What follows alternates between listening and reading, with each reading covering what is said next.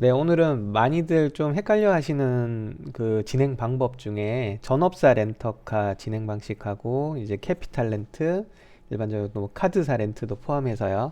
요거 진행 방법이나 여러 가지 차이점에 대해서 많이들 헷갈려 하셔서 요 부분을 한번 정리해 드리려고 합니다. 저도 이제 전업사 렌트라고 하시면은 어떤 건지 또 이제 또 이 부분에서도 또 헷갈려 하시는 분들이 간혹 계신데, 어, 일반적으로 이제 그러니까 렌터카만 전업으로 하는 렌트사, 그러니까 롯데 렌터카라든지 이제 SK 렌터카, 레드캡 렌터카 이렇게 렌터카로 끝나는 렌터카만 하는 이런 업체와 일반적으로 이제 캐피탈 카드, 뭐 이제 뭐 현대캐피탈을 포함해서 뭐 신한카드 이런 렌트사 상품에 대해서 에, 여러 가지 좀 차이점에 대해서 한번 말씀드리려고 해요. 일단 업무 스타일이 상당히 좀, 요 부분이 가장 많이 틀리고요. 요것 때문에 혼선이 많이 생기세요. 예, 그리고 이 부분하고 이제 계약 진행 방식과 이게 심사적인 부분도 좀 많이 차이가 나고요.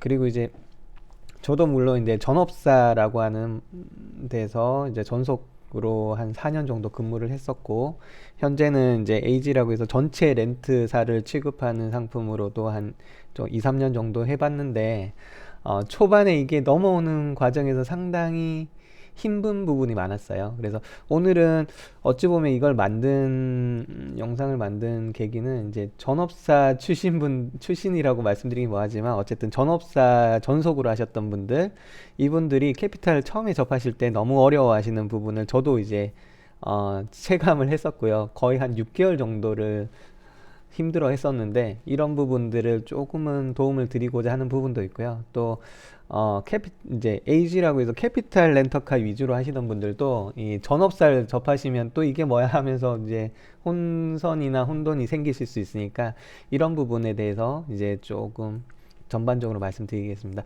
우선은 이제 전업사 분들을 위주로 설명을 드리는 부분인데, 아마 일반 제 렌트 AG 출신 분들도 아마 조금 도움되신 내용들이 있지 않을까 싶습니다.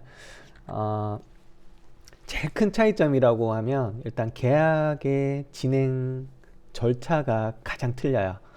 우선 이제 전업사 렌터카, 그러니까 아까 말씀드렸던 뭐 롯데, SK, 레드캡 같은 이제 렌터카로 끝나는 회사들의 특징은, 우선 이제 고객 중에 이제 어떤 차량을, 예를 들어 뭐 소렌토 차량을 계약을 하고 싶다. 그러면 이제 심사라는 걸 하시게 되잖아요. 그래서 심사를 먼저 하실 거고, 심사가 이제 통과가 되면, 물론 이제 전자약정이라는 부분도 있지만 이제 서류 제출이라는 부분이 있으니까 어쨌든 바로 계약 진행을 먼저 하시게 되겠죠. 그래서 계약 법인이든 이런 데라면 이제 법인 서류와 이제 종이 계약서를 제출을 하고, 개인이시라면 이제 전자약정 진행을 해서 이게 다 완료가 되고 담보 확보까지 돼야지 이제 내부 절차가 들어가고, 그 다음에 이제 발주가 들어가고, 그 다음에 이제 뭐 어느 정도 기간이 지나서 차가 배정이 되고, 펀딩이란 용어는 이제 아마 전업사 출신 분들은 생소한 단어긴 하지만, 그 모르는 과정에서 어쨌든 이제 대금 결제가 되는 걸 일반적으로 펀딩이라고 하거든요. 그러니까 제조사에다가 이 차량 대금에 대해서 결제를 한다는 게 펀딩이라고 일반적으로 얘기를 하고요. 그 다음에 이제 출문이라는 과정, 그리고 이제 집화장이라고도 하고 뭐 입고장이라고도 하는데, 어쨌든 입고되는 과정, 그리고 이제 등록하고 용품 작업하고 해서 이제 고객에게 인도가 되는 과정. 이게 이제 일반적인 전업사 렌터카의 특징이고요. 캐피탈, 이제 카드사 렌트도 그냥 캐피탈 렌터카라고 통칭할게요. 일단은 캐피탈 렌트는 어떻게 되냐면, 심사를 먼저 하고 이분 이렇게 이렇게 진행 가능하십니다 하면 서류 제출이 먼저가 아니고요, 발주를 먼저 해요. 그러니까 전업사 렌트에서는 심사와 이렇게 뭐 중간에 이제 서류를 뭐 어떻게 준비되셨어요? 보증보험 증권 되셨어요? 뭐 담보 입금 되셨어요? 뭐 이런 과정들을 해야지 내부적인 결제를 끝나고 발주를 해준다면, 이제 캐피탈 렌트는 지금 통과를 해서 심사 통과가 됐어요. 그럼 지금 바로 발주를 바로 넣을 수가 있는 게 특징입니다. 그러면 이제 시간적인 단축이 엄청나게 많이 되겠죠. 그러니까 뭐 전업사 렌트 출신 분들은 많이 경험해 보셨겠지만 심사가 되고 이게 발주되는 데까지 어떤 경우는 일주일, 이주일 이상 걸릴 때도 있어요. 아시죠? 그러니까 서류가 미비하다든지 저 출장 중이라서 뭐 지금 서류 작성을 못해요라든지 보증보험이라든지 보증금이라든지 이런 게 좀 늦어져서 어쨌든 발주가 늦어지는 과정들이 있는데 캐피탈 렌트는 이런 중간에 서류 작업 없이 바로 발주가 된다는 부분이 가장 큰 장점입니다. 그리고 나서 어쨌든 이제 차량 배정이 되면 그때 이제 서류 제출을 하든 전자약정을 진행하는 방식이에요. 그리고 이제 서류 검토, 뒤에 펀딩, 뭐 출문, 입고, 고객 인도 이 과정은 똑같은데요. 이게 왜 그러냐면 전업사라고 하는 렌트사들의 특징들을 보면 우선적으로 대부분 대기업들이 많아요. 그래서 영업부서, 뭐 결제부서 이런 부서들이 조금 나름대로는 세분화되어 있다고는 하는데 쉽게 보면 이제 전업사들은 대부분 전속 영업자로부터 보통 시작을 했기 때문에 치소율이 그렇게 높지는 않습니다. 그러다 보니까 일단 그런 부분도 있고 부서 간에 그런 차이가 있다 보니까 이제 내부 영업부에서는 서류만 먼저 보고 오케이 오케이 승인하고 서랍에 탁 집어넣고 승인 버튼만 딱 누르면 그 다음부터는 이제 뭐 그 다른 부서에서 이 일을 업무를 하고 또 이제 입고라든지 이런 건 또 다른 부서에서 업무를 하다 보니까 중간에 이런 커뮤니케이션이 조금 안 되는 경우들이 좀 있어요. 그래서 일단 내 업무까지만 하면 끝이야 라는 생각으로 일반적으로 뭐 다 그런 건 아니지만 레피셜이긴 하지만 이제 전업사 계신 본사 직원분들은 그냥 어쨌든 간에 보고 서류 결제 서랍에 집어넣고 그 다음에는 난 2차 나가는지 안 나가는지 난 몰라 뭐 다음 부서가 알아서 하겠지 이런 식이에요. 그러다 보니까 이제 요 서류를 먼저 봐야지 발주를 해주겠다는 이런 시스템이라고 한다면 캐피탈 렌트 같은 경우는 예전부터 이제 렌트보다는 일반 뭐 동네 많이 있는 현대, 기아, 뭐 쉐보레 이런 대리점에서 할부나 뭐 이런 걸 받던 걸 이제 시작으로 했던 영업 직군이잖아요. 그러다 보니까 이 대리점 여러 대리점에 불특정 다수라고 하긴 뭐하지만 여러 사람들한테 계약을 받는 거예요. 그러니까 1년에 한 번 넣는 사람도 있고 매달 뭐 여러 대 넣는 사람도 있고 하다 보니까 우선은 심사를 하면 먼저 이제 주문을 먼저 해주고 그러면 이 차가 배정됐을 때 오히려 이 차 진짜 하실 거예요? 서류 뭐 2, 3일 안에 제출 안 하시면 이 차 날라갑니다. 이런 식입니다. 그래서 어쨌든 발주가 원활하고요. 그리고 진짜 특별한 케이스들이 아닌 이상 대부분 걱정하시는 것 중에 전업사 렌트 출신 분들이 제일 걱정하시는 것 중에 하나가 그래 이제 발주는 넣는데 배정됐을 때 고객이 진행을 안 하면 어떻게 취소하면 어떻게 이런 걱정을 하시는데 그런 건 걱정 안 하셔도 돼요. 이게 특정 몇몇 차량들 빼고는 배정됐을 때 오히려 캐피탈 렌트에서 이런 거죠. 서류가 없으니까 우리는 진행을 못 해줘. 그런 거기 때문에 취소에 대한 걱정은 전혀 안 하셔도 되고요. 그리고 대부분은 이렇게 발주를 넣어서 또 이제 계약서를 이렇게 전업사 렌트 분들은 지금까지는 심사하자마자 바로 뭔가 서류를 받아서 고객한테 계약이라는 인식을 좀 심어주고 나서 발주가 되니까 이렇게 하면 취소가 별로 없었는데 아무것도 안 쓰고 발주만 넣었는데 고객이 이게 계약이라고 생각할까 걱정을 하시는 영업자분들이 의외로 많으신데 저도 처음에는 그 걱정을 좀 했었는데 저도 2, 3년 이렇게 캐피탈 렌트를 취급하면서 거의 취소율이 생각보다 그렇게 높진 않습니다. 그래서 그런 걱정은 하지 마시고요. 오히려 이런 건들 있잖아요. 그러니까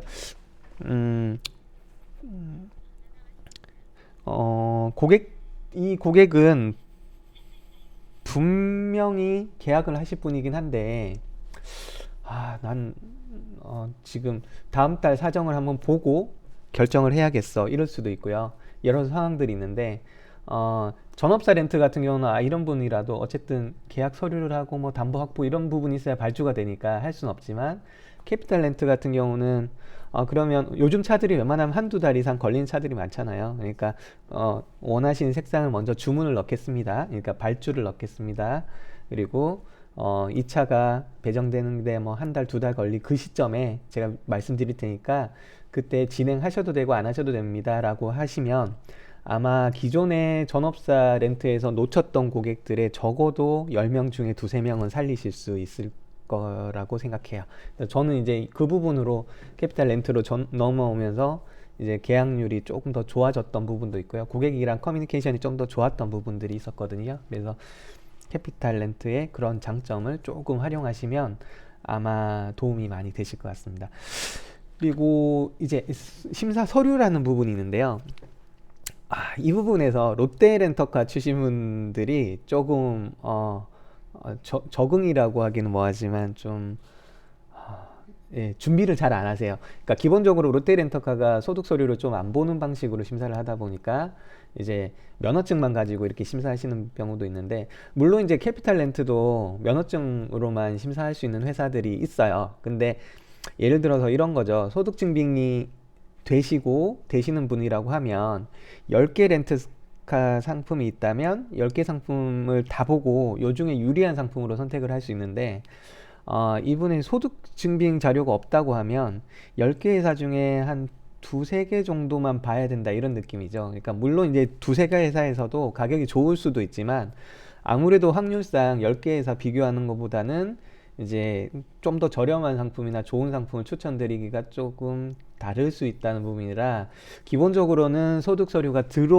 가능하신 분이라면 제출을 하시는 게 가장 좋습니다. 그리고 뭐 SK든 뭐 이런 출신 분들도 서류가 조금 달라요. 그러니까 그런 부분들 조금 특징을 잡아서 한번 말씀을 드리자면, 근로소득자라고 하면 건강보험공단에서 이제 팩스나 스마트폰으로 이제 팩스 발급을 받을 수 있는 서류잖아요. 그러니까 건강보험 자격특실 확인서까지는 아시는데 납부 확인서는 아마 조금 생소하실 수 있으실 거예요. 이게 이제 건강보험공단에서 자격특실 확인서를 요청하면서 같이 납부 확인서를 같이 요청하실 수 있거든요. 그러니까 납부 확인서는 뭐냐면 매달 내가 건강보험료를 얼마를 내냐 이거를 이제 이번 달 아니면 직전 달까지 확인을 할 수 있기 때문에 가장 최근 소득까지 확인을 할 수 있죠. 보험료를 환산해 가지고 이분의 소득을 역산을 해서 이제 심사를 하신다고 보시면 되고요. 면허증 이렇게 필요하시고, 개인 사업자 같은 경우는 뭐 부가세 과세 표준 증명, 면허증, 뭐 사업자 이렇게 하시면 되고요. 법인 부분에서 조금 틀린 점은 제가 노란색으로 표시를 좀 해놓긴 했지만 재무제표라는 게 필요합니다. 그리고 주주명부하고 이제 등기부등본도 좀 심사 과정에서 미리 받아주시는 게 좋은데, 쉽게 말씀드리면 전업사 렌트는 금융사가 아니잖아요. 그러니까 어떤 고객을 심사하는 노하우라고 하긴 뭐하지만 신용 정보에 대해서 나이스라든지 K12라든지 이렇게 돈 주고 어떻게 보면 좀 사와야 되는 부분도 있고, 아무래도 금융권에 대해서 이런 조금 능력이 직접적으로 심사할 수 있는 능력이 좀 떨어지다 보니까 나이스 평가 정보라든지 이런 정보를 활용해서 심사를 하는 경우가 더 많고요. 캐피탈 렌트나 카드사 렌트 같은 경우는 오랜 기간 렌트뿐만 아니라 현금도 빌려주잖아요. 그러다 보니까 기본적으로 이제 어떤 고객을 심사를 할 때 직접 볼 수 있는, 어찌 보면 이제 시력으로 따지자면 전업사 렌트가 한 0.3 정도 되는 시력이라면 캐피탈 렌트는 뭐 1.2, 1.5 이상 되는 시력으로 이 사람이 어떤 사람인 이제 소득과 어떤 정도 되는지를 좀 더 정확하게 볼 수 있는 능력이 좀 더 있다 보시면 되고요. 그리고 나이스 평가 정보나 뭐 K10이나 이런 정보보다는 본인들의 직접 내부 등급에 대해서 더 자부심이 있어요. 그래서 거기서 주는 정보 말고 우리 눈으로 직접 재무제표와 여러 가지를 보고 직접 평가하겠다. 그렇게 해서 실제로 K12 나이스 등급이 좋더라도 캐피탈 렌트에서 탈락하는 경우도 있고요. 좀 안 좋은데 그래도 어떻게 무담보로 나오는 경우도 있고 그래요. 그러니까 그 정도로 내부 등급, 자기들이 직접 보는 걸 좀 더 좋아한다, 그렇게 생각하시면 좀 더 좋을 것 같고요. 그래서 이제 2개년도 이제 재무제표 그리고 주주명부 뭐 이런 것들이 이제 전업사에서는 거의 좀 레드캡에서는 물론 필요하겠지만 이제 일반적으로 제가 말씀드리는 롯데나 SK에서 별로 필요하지 필요하지 않았던, 심사할 때 별로 필요하지 않았던 서류들이 좀 더 필요하다. 이 정도를 좀 알고 계시면 될 것 같고요. 그리고 이제 계약 서류는 뭐 대부분 이제 지금 롯데는 이렇게 수기 계약서를 써보시면 아시겠지만, 요즘은 이제 전자약정들이 다 많이 활성화돼서, 최근에 입사하신 분들은 잘 모르시긴 하겠지만, 아직도 캐피탈렌트에서는 개인 고객도 전자약정이 안 되는 회사들이 좀 몇몇 있습니다. 그래서 이제 어쨌든 수기 계약서를 쓸 때 이제 필요한, 서류에 대해서 말씀을 드리면, 대부분 뭐 아까 심사 서류 플러스 인감 증명서 이제 요 정도까지는 아시는데, 주민등록 등본이 필수로 들어가요. 이 부분은 이제 전업자분이랑 조금 다른 부분이라서 등본을 좀 놓치고 오시는 경우들이 많이 계시거든요. 그래서 이제 주민등록 등본 원본이 필요하다. 이 부분이 좀 특징이고요. 그리고 이 주의점 중에 하나가, 전업사 렌트는 아까 말씀드렸지만, 이제 심사하고 발주 전에 계약서를 미리 받잖아요. 그래서 요때 뭐 예를 들어 그때 회사마다 좀 틀리지만 1개월, 2개월 인감 등본의 이제 발급 기간이 이제 한 달, 3개월 뭐 이런 회사들이 있잖아요. 근데 대부분 전업사들은 이때 기준으로 한 달이 안 넘으면 된다. 이렇다면 캐피탈 렌트는 배정되고 나서 서류를 제출하잖아요. 그래서 배정일 기준으로 한 달이 넘으면 안 됩니다. 그래서 이 부분을 조금 생각을 하셔서 서류를 너무 일찍 받아도 고객들한테 다시 또 받아야 될 수 있거든요. 그러니까 그런 부분 조금 이제 생각해 주시고요. 나머지 웬만한 현대하나 뭐 이런 회사들은 전자약정, 개인 사업자 전자약정이 가능해요. 그리고 이제 뭐 개인 사업자도 물론 서류는 거의 비슷하시고요. 심사 서류, 소득 서류, 그리고 이제 인감 등본 원본이 들어간다. 요 차이가 있는데, 여기서 제가 한 가지 조금 말씀드릴 부분이 있는데요. 인감증명서 대신에 본인 서명 사실 확인서 되지 않나요? 이렇게 물어보세요. 아, 거의 대부분 본인 서명도 가능은 합니다. 근데 이제 제가 말씀드리려고 하는 부분은 뭐냐면, 최근 렌트를 시작하신 분, 제가 볼 때는 지금까지 제가 여러분, 영업자분들을 만나봤는데, 한 4년 차, 렌트를 4년 차 이상 하신 분들에서는 별로 없어요. 근데 한 1년, 특히 1년 차 분들이 제일 많았고요. 이게 2년 차, 3년 차 분들도 그런 분들 계셨는데, 본인 서명 사실 확인서를 고객한테 우편으로 받아서 계약서에 영업자가 대신 서명을 해서 제출하는 케이스들을 당연하다고 생각하시는 분들이 의외로 많으시더라고요. 그러니까 인감증명서를 받는 이유는 아시잖아요. 계약서에 이 날인된 도장이 인감 도장이 맞습니다를 증명하는 거죠. 본인 서명 사실 확인서도 이 계약서에 있는 서명이 제 서명이 맞습니다를 증명하는 거예요. 근데 고객의 본인 서명 사실 확인서를 받아서 영업자가 썼다. 그러면 나중에 이제 어떤 사례로 이 계약이 문제가 됐을 때 고객은 분명히 이제 뭐 고객센터든 렌트카 고객센터든 컴플레인을 하겠죠. 그러면 고객센터에서는 이렇게 계약서에 고객님이 날인을 뭐 서명을 하셨으면 당연히 고객은 난 그런 거 서명한 적 없어 이렇게 돼버리면 문제가 상당히 심각해져요. 그래서 이거를 중요하게 생각 안 하시는 분들이 너무 많으셔서 제가 진짜 우리가 하는 일은 렌터카 중개 또는 뭐 알선이 업무거든요. 그래서 이 서류를 계약서는 절대 만지시면 안 됩니다. 우리 특히 뭐 이제 주소라든지 이런 거야 주요 사항이 아니니까 상관없는데요. 그 서명란 그 부분은 절대 만지시면 안 되세요. 요거는 이제 제가 다음 기회 되면 다시 한번 강조돼서 말씀드리겠는데 지금까지 그랬던 분이시라면 지금부터는 절대 그러지 마십시오. 이거 어설프게 얼마 벌려다가 돈 1,000만 원 이상 깨질 수 있어요. 그러니까 요건 제가 지금 이런 계약서를 만지는 영업을 제가 거의 한 20년 가까이 하고 있는데 계약서 이거 잘못 건드려서 특히 지인 계약에서 이런 건들 또 많거든요. 어설프게 형님 제가 서명할게요 이렇게 해서 하는 경우 있는데 그런 경우에서도 분명히 터지는 경우들이 있으니까 절대 계약서 만지시면 안 됩니다. 이거 사문서 위조고요. 이거 뭐 잘못하면 사기예요. 잘못하면 사기가 아니고 진짜 사기 계약이 되는 거거든요. 그러니까 정당하게 제가 모든 건 안내를 했다 하더라도 계약서의 서명란 이런 부분은 절대 본인이 영업자분이 쓰지 않으셨으면 좋겠어요. 네, 이 부분 정말 주의해 주시면 좋을 것 같습니다. 네, 그리고 이제 법인 서류 넘어가면요. 이것도 똑같이 이제 아까 심사 서류에 이제 대표자 주민등록 등본 원본까지 들어가야 되고요. 아까 말씀드린 대로 출골 기준 이내 이제 한 달 이내 이제 그 발급 기준 한 달 이내인 회사들이 제일 많거든요. 그러니까 한 달 이내로 그냥 기획하시면 될 것 같고요. 이제 조금 주준형부를 받는 이유가 있어요. 이게 대표자의 주식 지분까지 보는 렌트사들이 많아요. 그러니까 거의 대부분 본다고 보시면 됩니다. 캐피탈 렌트들은. 그래서 예를 들어서 뭐 이렇게 상담을 하다가 BNK 렌터카라는 데가 가장 조건이 좋았어요. 그래서 이렇게 계약 진행까지 다 이뤘는데 주주명부를 받았더니 대표자 지분이 뭐 5%밖에 안 돼요.